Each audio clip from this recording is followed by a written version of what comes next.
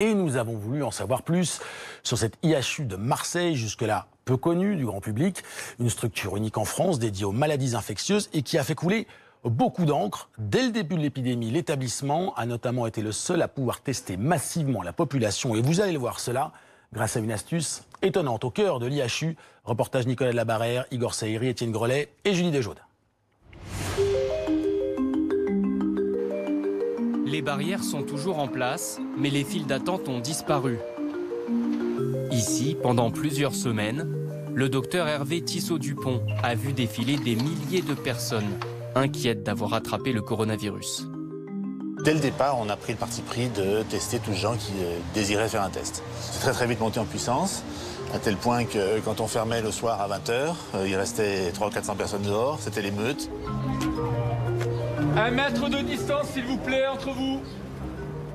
Les premiers jours, on testait 50, 60 personnes. On dit, oh là là, c'est énorme. Et puis c'est monté 100, 200, 300, 400. Et on est arrivé à l'Acmé à plus de 1000 personnes dans la journée. J'ai un patient enregistré qui arrive dans 5 minutes. Ce dépistage à grande échelle, les autorités y ont à l'époque renoncé. L'Institut hospitalo-universitaire Méditerranée Infection prend alors le contre-pied. On a testé 3% de la ville de Marseille, ce qui est énorme. Nous, on a montré qu'on peut le faire. Voilà, on a eu la volonté de le faire et on s'est débrouillé pour le faire. Si l'on ajoute les prélèvements envoyés par d'autres établissements, l'IHU aura donc réalisé plus de 130 000 tests. Comment y est-il parvenu? La réponse se trouve derrière cette porte. Le professeur Fournier est le responsable du laboratoire de diagnostic Covid. Alors ça, il s'agit de réactifs qui sont stockés ici parce qu'on en a eu des grandes quantités, des réactifs qui nous permettent de faire les tests de PCR Covid. Ces réactifs, indispensables, ont cruellement manqué en France au début de la crise. Les Américains ont réquisitionné tout ce qui était existant. Ils ont y compris acheté des stocks qui étaient en Europe et qu'ils ont rapatriés aux États-Unis. Donc plus personne n'a eu de réactifs. Donc notre première réaction, en tout cas la mienne, a été de me retourner vers les laboratoires vétérinaires. Et les laboratoires vétérinaires, au début de la crise, avaient encore des réactifs. Et donc j'ai pu me fournir, grâce à eux, en réactifs alors qu'il n'y en avait plus sur la médecine humaine. La facture a été salée, 500 000 €, mais l'établissement a les moyens. À sa création, il a reçu l'une des plus grosses subventions jamais accordées par l'État, 72 millions d'euros. Ça, c'est la partie qui est ici. Cet argent a permis, entre autres, de financer ces installations. 2 énormes congélateurs qui abritent 3 millions d'échantillons. Alors là, vous voyez l'intérieur de la biobanque robotisée, avec le robot qui est un robot distributeur qui va récupérer les prélèvements. Les prélèvements Covid sont stockés dans l'un d'eux, à moins 80 degrés.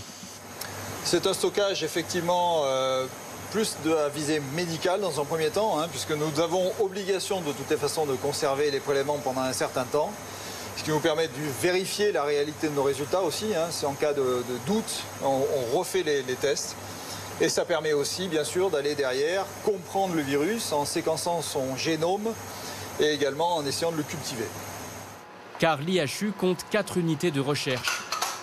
Ici, au pôle imagerie, on étudie le virus sous toutes les facettes. Tout ce que vous pouvez voir là, ça c'est des virus Covid qu'on détecte directement dans le prélèvement. Donc avec le halo tout autour qui est la fameuse couronne du coronavirus.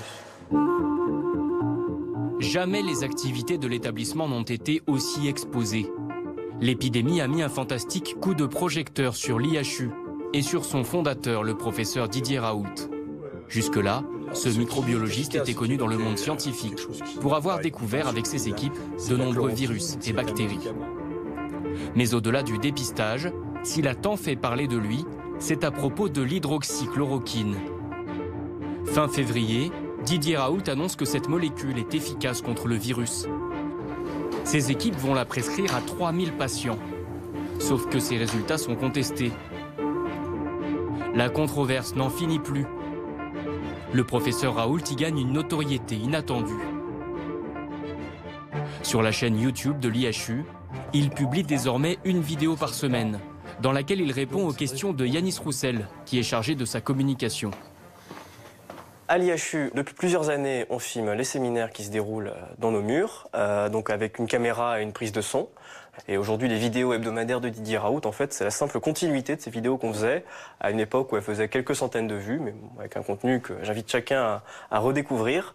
Donc voilà, avec une idée très simple, c'est donner des éléments scientifiques sur des problématiques actuelles. Des vraies élites. Des éléments scientifiques, mais aussi des déclarations tonitruantes, comme dans celle mise en ligne cette semaine. Moi, je suis une star des maladies infectieuses. J'ai tout eu, j'ai un cursus qui fait rêver à peu près n'importe qui, aussi bien la fonction officielle. J'étais le plus jeune président de l'Université de France, j'étais le plus jeune président de médecin, le plus jeune de tous les professeurs de la classe exceptionnelle, le professeur le plus ancien dans le grade le plus élevé de tout ce pays en médecine. J'ai tout eu dans ma vie. Donc, si vous voulez, c'est moi l'élite. Mais ce pays, de temps en temps, a des crises dans lesquelles il veut décapiter son élite. Ces vidéos dépassent régulièrement le million de vues. Son compte Twitter, créé en mars dernier, compte déjà plus de 500 000 abonnés. Le microbiologiste est devenu un personnage, avec des fans qui lui envoient toutes sortes de cadeaux, comme cette tasse à son effigie. Il y a beaucoup de gens qui envoient des choses, alors ça peut être une lettre, un courrier. Après, des fois, il y a des cadeaux un peu plus impressionnants. On a beaucoup de tableaux. Didier Raoult aime beaucoup la peinture, donc beaucoup de gens qui lui envoient des tableaux, qui sont parfois des tableaux de très grand talent, des peintres qui peuvent être aux côtés pour certains, qui lui ont envoyé des portraits, qui lui ont envoyé des éléments inspirés par ce qu'ils ont vu dans le cadre de cette épidémie. Didier Raoult n'est pas un gourou. Non, Didier Raoult, c'est le directeur de l'IHU. Didier Raoult, c'est quelqu'un qui sait organiser une équipe. Et il se trouve que voilà, ensuite, ça fonctionne. Moi, je sens que ça fonctionne.